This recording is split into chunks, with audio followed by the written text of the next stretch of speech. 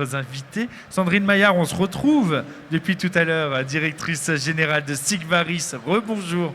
Merci d'être avec nous. Damien Nutjens, on se retrouve chaque année, nous, ensemble. Directeur opération commerciale et expérience client, Edenred. Edenred, c'est forcément...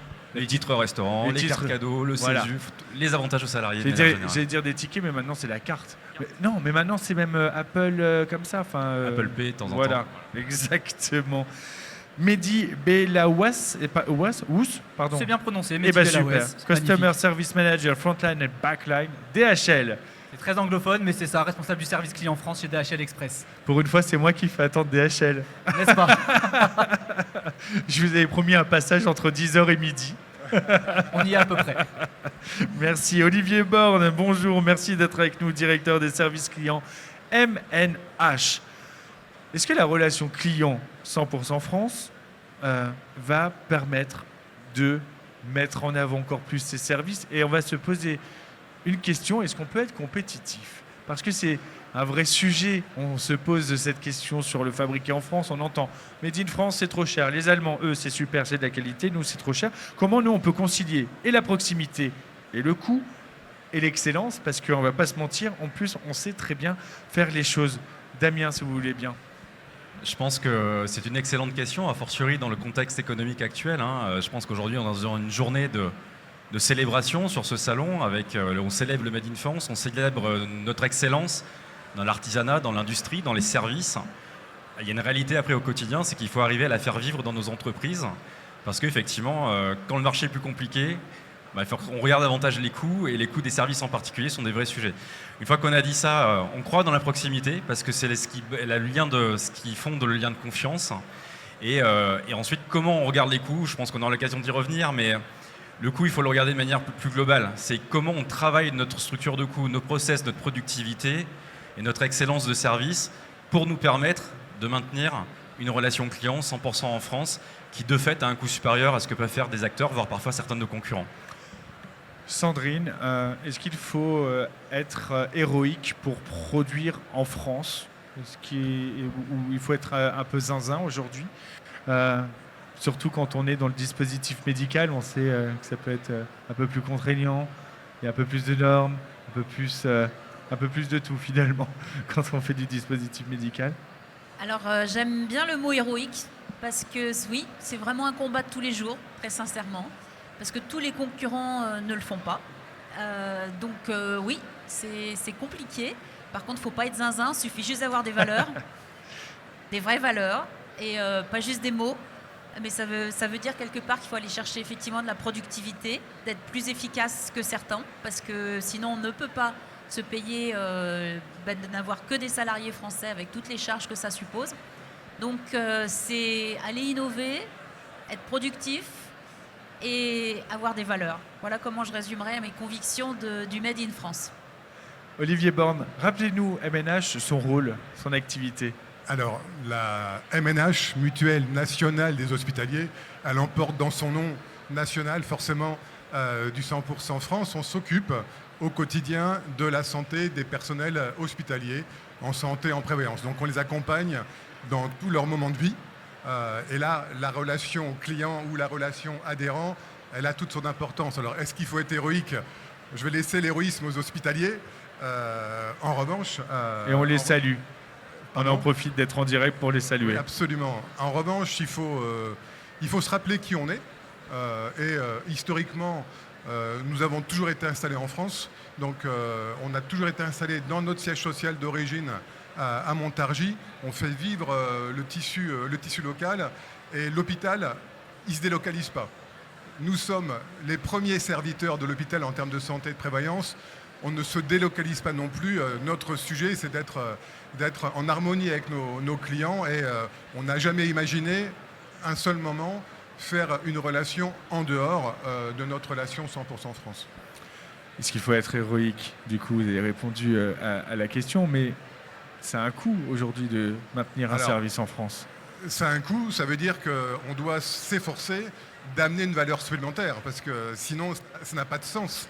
Et la valeur supplémentaire, on va aller la chercher dans une forme de proximité, dans une forme de... Alors, la MNH est affinitaire, vous l'avez compris, on ne sert que les hospitaliers, donc les hospitaliers attendent de nous un supplément d'âme. Donc oui, au 100% France, et à nous l'effort d'apporter le plus qu'attendent nos clients. Et là, ça a du sens que de rester en France. Mehdi Bellawes, DHL, c'est un groupe international, c'est même pas un groupe français, et pourtant, le groupe a fait le choix de s'engager auprès de la relation 100% client France. Pourquoi ce choix? Pourquoi c'était important? Et qu'est-ce que cela veut dire de la culture d'entreprise et de marque?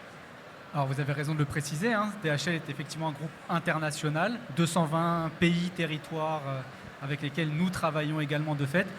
Pourtant pour nous c'est indispensable dans la mesure où, comme mes collègues ici présents l'ont également dit, il y a une vraie recherche de proximité. Aujourd'hui, c'est quelque chose qui est recherché par nos clients. Alors, les canaux de communication sont un petit peu différents, mais ils veulent échanger avec un collaborateur qui est français, qui comprend sa problématique. C'est pour ça que nous, aujourd'hui, malgré le coût que ça représente, c'est évident. Surtout quand on peut avoir une solution de facilité à aller exporter le service client dans d'autres contrées. Mais bien sûr, parce qu'en plus, vous, typiquement, vous êtes implanté sur quasiment toute la planète. 220 pays et territoires. Voilà, ça veut dire que vous avez vraiment des comparatifs en termes de charges, en termes de coûts, de masse salariale. Vous pouvez comparer et vous faites le choix de la France. Tout à fait. On fait ce choix parce qu'au niveau du rapport gain-perte qu'on pourrait avoir, c'est quelque chose qui est vraiment très recherché par nos clients. Donc au-delà de nos enquêtes internes, externes, aujourd'hui on voit bien que le client cherche à avoir une relation de proximité. C'est la voie, ce qu'il recherche avant tout dans un service client. Donc c'est la résolution du problème bien sûr, mais c'est avant tout la voie, pouvoir aussi échanger. Alors ça, on est aussi à l'ère du digital et tout ce que vous voulez, mais le client, et on l'est tous nous-mêmes, hein, quand on appelle un service client sur une problématique donnée, on a quand même plaisir aujourd'hui à échanger avec quelqu'un de français qui va peut-être un peu plus comprendre notre problématique, notre besoin, et surtout tout mettre en œuvre pour le résoudre in fine. Damien, quand on nourrit les salariés grâce aux moyens de paiement des repas, pas que, hein, il y a les cartes cadeaux, il y a des solutions pour les vacances, mais là aussi c'est une responsabilité, puisque j'imagine que pour le groupe Edenred, c'est de réinjecter dans l'économie locale là où vos clients sont. Alors par construction, notre produit, c'est ce qu'on appelle de l'argent fléché, donc il est destiné à une utilisation, et comme on accompagne les salariés, on a la certitude que pour le coup, l'utilisation elle est en local. Hein. Aujourd'hui, 15% du chiffre d'affaires de la restauration en France est lié aux émetteurs de titres restaurants. Si vous allez à la Défense le midi, c'est plus de 60%. Donc on est évidemment très redistributif dans les commerces locaux. Dans l'économie locale, c'est lié à l'ensemble de nos produits, puisque l'utilisation elle est effectivement extrêmement locale dans la proximité. Donc beaucoup sans doute de pertes de marque qui sont là aujourd'hui d'ailleurs. Mais effectivement, c'était assez cohérent pour nous d'avoir une relation client portée en France. Parce que là aussi, pour mieux comprendre, c'est un peu comme DHL, mieux comprendre les problèmes, au-delà de parler français, il y a la compréhension des enjeux culturels, des enjeux de ce qu'est un salarié, de ce qu'est un DRH en France, qui forcément crée plus de proximité quand on l'opère en France.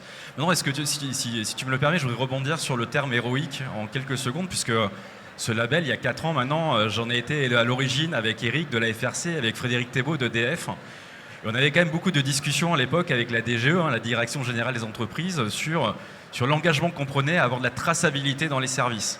En face de cette traçabilité, de l'engagement qu'on prenait, on avait demandé aussi quelques contreparties sur le coût du travail, sur la prévisibilité en tout cas de l'ouverture du dimanche, ou tout simplement, je crois que tu l'évoquais avec Marine Tondelier, le fait d'avoir un critère au moins de bonusing dans les appels d'offres des marchés publics en particulier.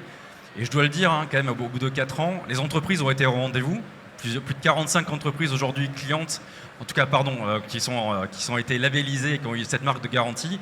On attend parfois que l'État ou les collectivités locales nous accompagnent dans cet engagement, qu'ils mettent du bonusing sur les appels d'offres dans les marchés publics, qu'ils considèrent autant la dimension sociétale que la dimension environnementale dans le RSE, qui nous aident aussi sur le coût du travail et pas en allégeant, hein, pas en augmentant les charges sur les bas salaires.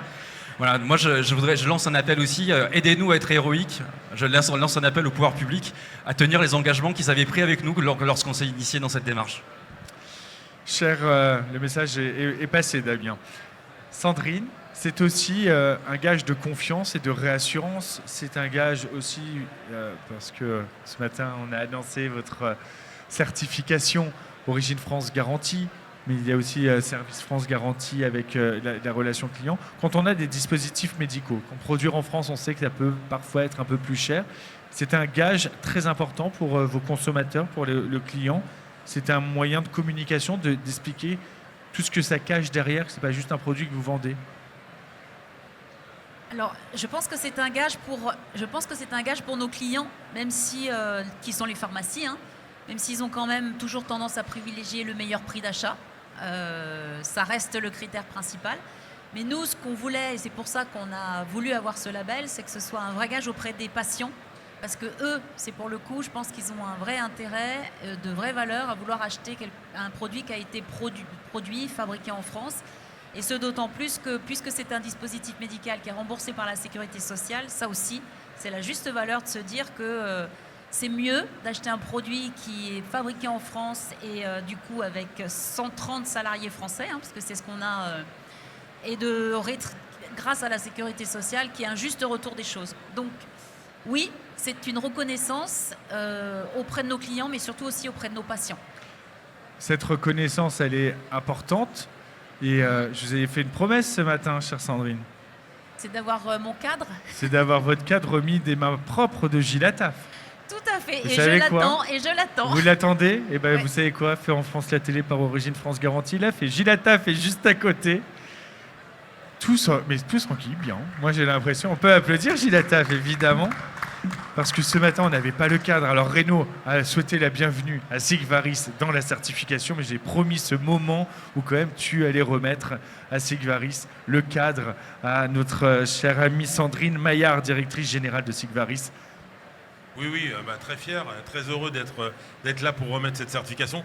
Pour moi, c'est toujours un moment émouvant de remettre une certification parce que ça fait grandir notre communauté, ça fait grandir Origine France Garantie. Ça montre que tous les secteurs d'activité peuvent rentrer dans la certification Origine France Garantie pour donner cette traçabilité au consommateur qu'il a bien un produit qui a été fabriqué en France, qui participe à l'économie française. Parce que derrière Origine France Garantie, il y a des emplois, il y a des territoires. Et ça, il ne faut jamais le perdre de vue. Donc, je voulais vraiment vous féliciter et vous dire qu'on est très fiers de vous accueillir. Et je vais vous remettre cette certification Origine France Garantie. Et ben voilà, sous les applaudissements de ce Merci plateau. beaucoup. Et on a notre super Clémence. Tu peux rentrer sur le plateau, Clémence, si tu veux faire la photo. Comme ça, on a une super photo sur les réseaux.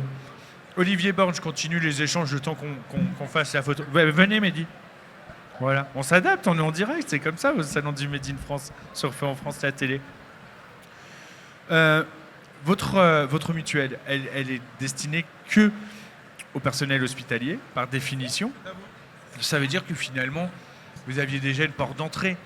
Non, vous avez voulu aller plus loin avec la marque de garantie pour en plus prouver, de dire, nous, ok, on a accès, mais en plus, regardez, vous faites bien de venir et on vous prouve jusqu'au bout. C'est aussi ça, c'est la notion de transparence qui est importante aujourd'hui. Oui, il y a une notion de transparence, il y a une notion même de prise de conscience chez nous et de reconnaissance, parce que la prise de conscience, on avait presque oublié que 100% de notre relation était faite en France. Et finalement, cette prise de conscience au travers de la certification a redonné de la valeur à nos équipes et aux actions de nos équipes au quotidien. Et cette certification, en fait, pour nous, c'est qu'une première étape. Et en fait, ça a donné le goût du challenge en interne. Et ça, c'est très mobilisateur pour aller plus loin au service des hospitaliers.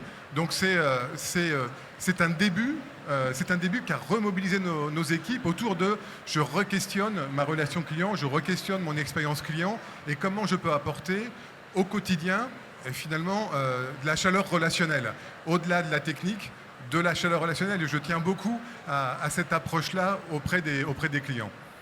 Cette approche, elle est importante. Il y a cette nouveauté, Dalien, et je sais à quel point tu y es sensible, c'est le village des services au salon du Made in France. C'est vrai que ce secteur, les services ont pris de plus en plus de place et de poids et de couleur et de hauteur ici au salon du Made in France. C'est important et c'est important. On ne va pas se mentir, ça va bien pour Edenred, c'est un groupe qui va bien, il n'a pas besoin de venir juste dire « Allez, s'il vous plaît, prenez vos titres chez nous ». C'est un engagement sincère. Je préfère que vous les preniez chez nous quand même. Mais... Oui, évidemment, mais ce que je veux dire, c'est que on n'est pas là dans juste une démarche marketing. C'est ça qui est important de le dire et c'est de montrer aussi cette solidarité pour le Made in France au sens large, dans la grande famille du Made in France? Il y a une adhésion de fond, hein. Encore une fois, nos interlocuteurs, leurs problématiques, elles sont extrêmement locales, elles sont adressées sur un marché local. Et oui, pour les services, c'est important. Je relisais une étude de l'INSEE ce matin, 20% des emplois dans la région Hauts-de-France sont liés au monde des call centers. Un emploi sur 5. Donc comment aujourd'hui faire l'économie dans cette démarche Made in France globale, de cette filière qui représente les métiers du service au sens large, avec un éléphant dans la pièce demain, hein, qui est l'intelligence artificielle. Plus que jamais, on a aussi besoin de défendre cette filière, de défendre ces métiers et d'inventer aussi un modèle de société qui va avec, parce que ça a été très bien dit tout à l'heure, notamment par mon éminent collègue Dominique Russo, ce sont aussi des métiers qui donnent des opportunités à des gens qui sont un peu en marge aujourd'hui du marché du travail.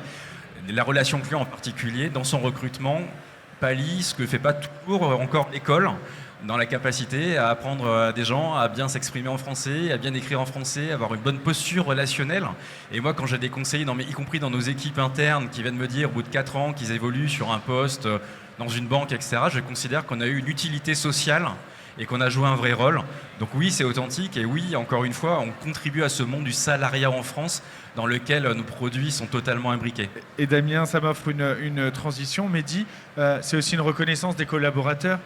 Ça veut dire que là, on les valorise, c'est eux sur lesquels, c'est eux qui se cachent derrière ces logos. Tout à fait, c'est quelque chose dont ils sont très fiers, c'est quelque chose qu'on met en avant déjà dans notre recrutement, au-delà du fait des perspectives qu'il peut y avoir, parce que le centre d'appel, c'est quand même aussi un vrai point d'entrée chez nous pour avoir par la suite d'autres fonctions dans d'autres services. Mais aujourd'hui, on le valorise vraiment, et que ce soit dans le recrutement, que ce soit au niveau de nos clients, c'est aussi recherché par certains clients, notamment dans l'industrie du luxe, du fashion. Mais on peut dire que oui, tout à fait, nos collaborateurs en sont fiers. C'est présent, que ce soit par téléphone, que ce soit dans nos signatures.